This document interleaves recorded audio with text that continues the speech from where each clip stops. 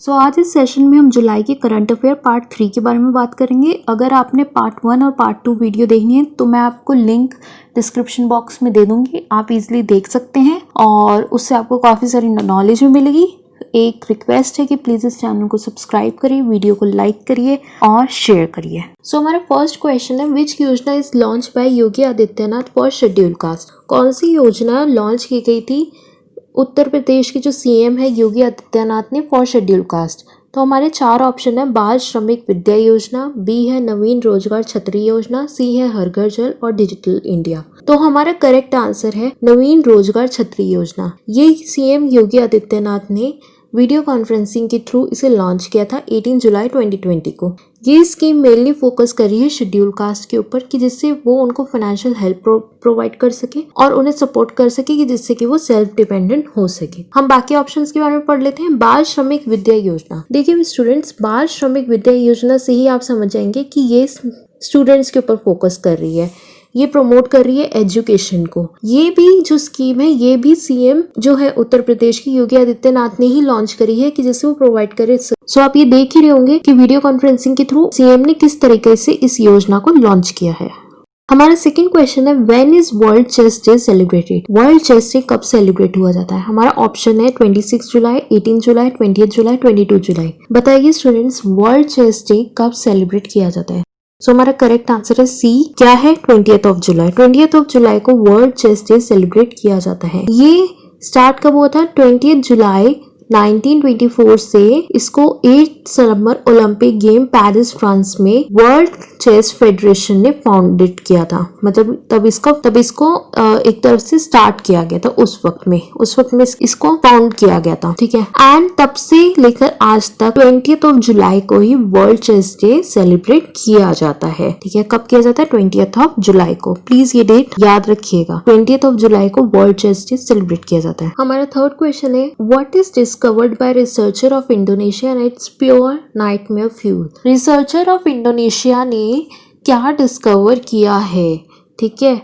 तो हमें ऑप्शंस में दिया हुआ है, C cockroach, B striped hair street, C है एक्सक्लूसिव प्रिंस और डी है नन ऑफ द अबव।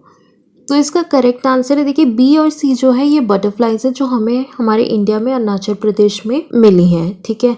ये 2 नई स्पीशीज है जो हमारी इंडियन बटरफ्लाइज में ऐड हुई है। ये बटरफ्लाइज के नाम है, striped hair street and exclusive prince. तो फर्स्ट ऑप्शन ही करेक्ट है, सी कॉकरोच। इंडोनेशिया में रिसर्चर ने क्या फाइंड किया है, सी कॉकरोच।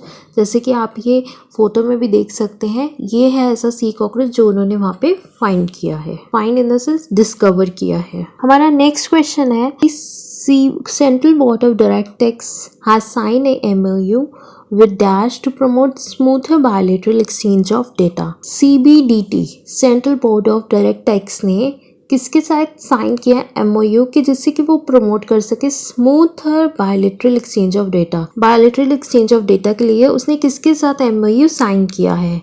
आपके ऑप्शन है RBI, CBIC और SOGM। CBIC की फुल फॉर्म आपको पता होगा, Central board of Indirect Taxes and Customs. तो Central board of direct Tax ने MOU साइन किया है central board of Indirect Tax and Customs के साथ कि जिससे कि वो प्रमोट कर सके बायलैटरल एक्सचेंज ऑफ डेटा को। तो इसका करेक्ट आंसर क्या है, सी क्या है, CBIC central board of Indirect Tax and custom. चलिए इसकी थोड़ी डिस्क्रिप्शन में पढ़ते हैं। Significant development have taken place since signing of earlier MOU in 2015, including introduction of GST, incorporation of GSTN, and change in the nomenclature of CBEC to CBIC, Central Board of Indirect Taxes and Custom, the direct tax body, said in a statement Tuesday that change circumstances including advancement in technology are duly incorporated in the MOU signed today। ये लोग इसलिए exchange कर रहे हैं data को कि जिससे ये टेक्नोलॉजी में कुछ एडवांस कर पाए, ठीक है। और ये क्या प्रमोट कर रहे हैं, smoother bilateral exchange of data को। हमारा नेक्स्ट क्वेश्चन है, which scheme is launch by Rajya Sabha for employ welfare for group C employees. कौन सी स्कीम राज्यसभा ने लॉन्च की थी फॉर ग्रुप C के एम्प्लॉयज के लिए। हमारा ऑप्शन है प्रधानमंत्री जनधन योजना, आयुष्मान भारत योजना, स्वामित्व योजना, और डी है Arun Jaitley financial assistance for group C employees. So हम ऑप्शंस के थ्रू चलते हैं। प्रधानमंत्री जनधन योजना के अकॉर्डिंग अकाउंट्स जो है वो लोगों के ओपन किए गए थे बैंक्स में विद जीरो बैलेंस, ठीक है। सो प्रधानमंत्री जनधन योजना क्या है, ये प्रोवाइड करती है लोगों को access towards financial services like banking, deposit accounts, ठीक है। और इसी योजना के अंदर अकाउंट्स ओपन हुए थे सारे बैंक्स में with zero balance. Ayushman Bharat योजना, आयुष्मान भारत योजना किसको इंकरेज करती है, ये इंकरेज करती है नेशनल हेल्थ पॉलिसी को। इसका एम क्या है कि ये प्रोवाइड करे लोगों को फ्री हेल्थ कवरेज। नेक्स्ट है स्वामित्व योजना। स्वामित्व योजना क्या है, स्वामित्व योजना जो है इसको लॉन्च किया गया था अप्रैल 24, 2020 में, ठीक है। ये सेंट्रल सेक्टर स्कीम है। इसे लॉन्च किया गया था under the Panchayati Raj Diwas for surveying the land parcels in rural inhabited areas using drone technology. So अब हमारा एक ही ऑप्शन बैठा जो है Arun Jaitley financial assistance for group C employees. So हमारा करेक्ट क्या आंसर क्या है, कौन सी स्कीम लॉन्च की गई है राज्यसभा के द्वारा फॉर ग्रुप सी एम्प्लॉयज के लिए। हमारा करेक्ट आंसर है Arun Jaitley financial assistance for group C employees. ये वाली योजना जो है ये राज्यसभा ने लॉन्च करी है। तो चलिए अब इसका डिस्क्रिप्शन पढ़ते हैं। Rajya Sabha secretariat has launch an employ welfare scheme in the name of former union finance minister Arun Jaitley who was also the leader of the house in the Rajya Sabha. The scheme has been formulated and approved based on the decision of Sangeeta Jetli, wife of the senior leader who passed away in August last year. ये जो scheme है ये किसके नाम पे रखी गई है, ये अरुण जेटली जी के नाम पे रखी गई है और इसे अप्रूव किया है संगीता जेटली ने। ये स्कीम किसके लिए, ग्रुप सी एम्प्लॉयज के लिए, और इस स्कीम का नाम क्या है, Arun Jaitley financial assistance for group C employees. उसके बाद चलिए अब हम पढ़ते हैं नेक्स्ट है which state Lalji Tandon has serve 22 years as a governor. आपको पता है कि लालजी टंडन जी की डेथ हो गई है, ठीक है। अभी क्वेश्चन में क्या पूछ रहे हैं कि उन्होंने 22 साल तक कौन से स्टेट में एज ए गवर्नर सर्व किया है। तो फर्स्ट है मध्य प्रदेश, उत्तर प्रदेश, राजस्थान या दिल्ली। मुझे जल्दी जल्दी करेक्ट आंसर कमेंट सेक्शन में लिख के बताइए कि इसका आंसर क्या हो सकता है प्लीज, क्योंकि ये बहुत ही कॉमन है और सबको पता होगा कि उन्होंने मध्य प्रदेश में सर्व किया था 22 इयर्स तक एज अ गवर्नर, ठीक है। लालजी टंडन का बर्थ हुआ था 12 अप्रैल 1935 को और उनकी डेथ हुई है 21 जुलाई 2020 को।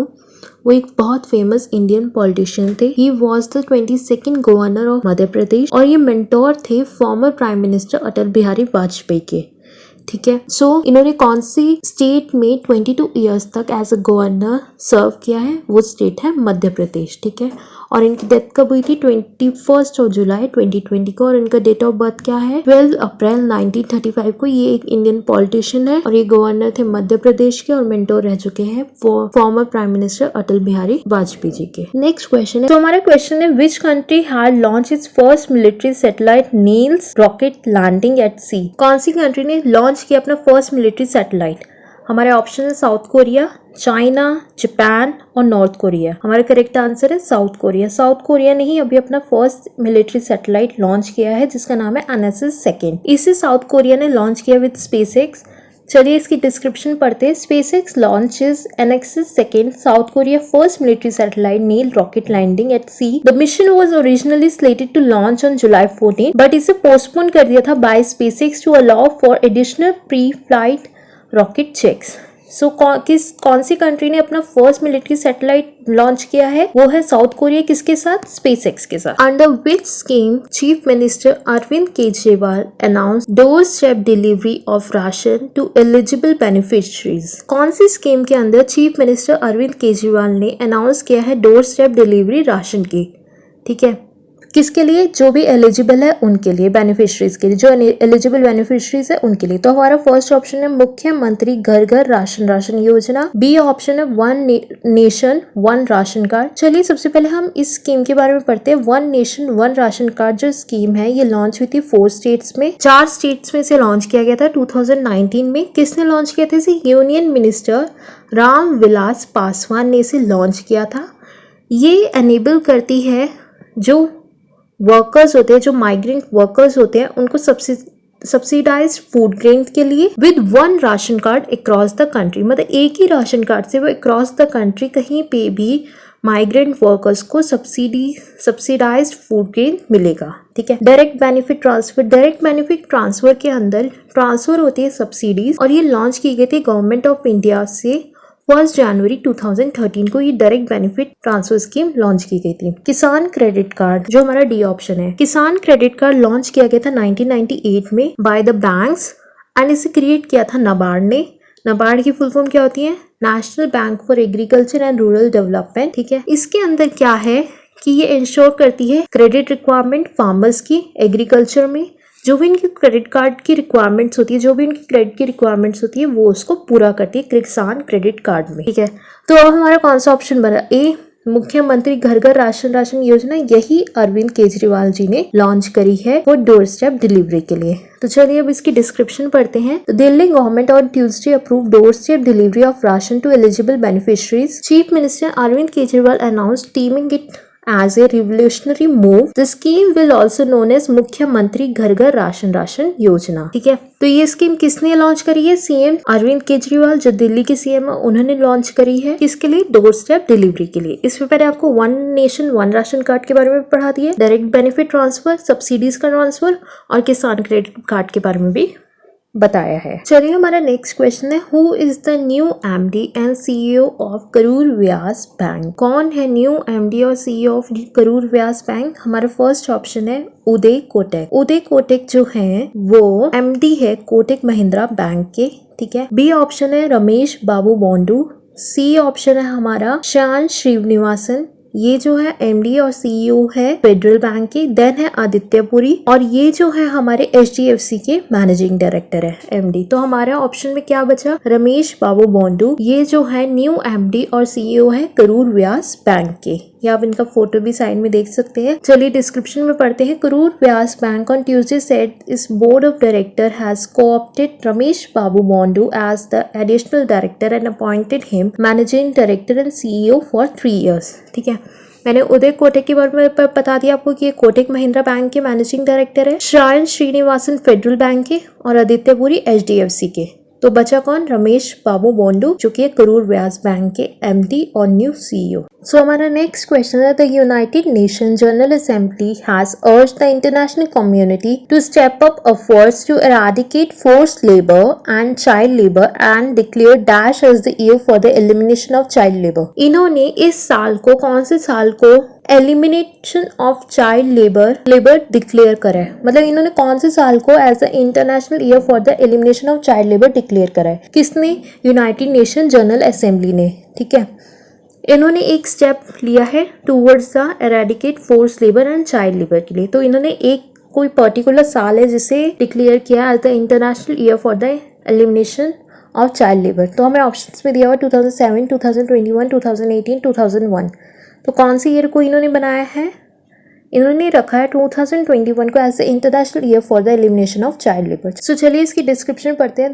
The United Nation General Assembly has adopted a resolution declaring 2021 as the international year for the elimination of child labour. United Nation General Assembly ने रेजोल्यूशन लिया है कि वो डिक्लेयर करेगी 2021 को as the international year for elimination of child labour and has asked the International Labour Organization to take the lead in its implementation। और इन्होंने international labour organisation को भी बोला है कि वो इस इम्प्लीमेंटेशन की लीड ले। ठीक है। The resolution highlight the member state commitments to take immediate and effective measure to eradicate forced labor and modern slavery and secure the prohibition and elimination of the worst form of child labor including recruitment and use of child soldier and by 2025 end child labor in its all form। तो मतलब इन्होंने 2021 को declare किया as the international year for elimination of child labour. जो हमारे world में जो child labour बढ़ रही है उसको देखकर इन्होंने 2021 को international year for elimination of child labour बनाया है। ये लोग चाहते हैं कि हर कंट्री से चाइल्ड लेबर और स्लेवरी जो है वो बिल्कुल खत्म हो जाए, इसलिए इन्होंने डिक्लेयर किया है। किसने? यूनाइटेड नेशन ने डिक्लेयर किया 2021 को as the international year for elimination of child labour.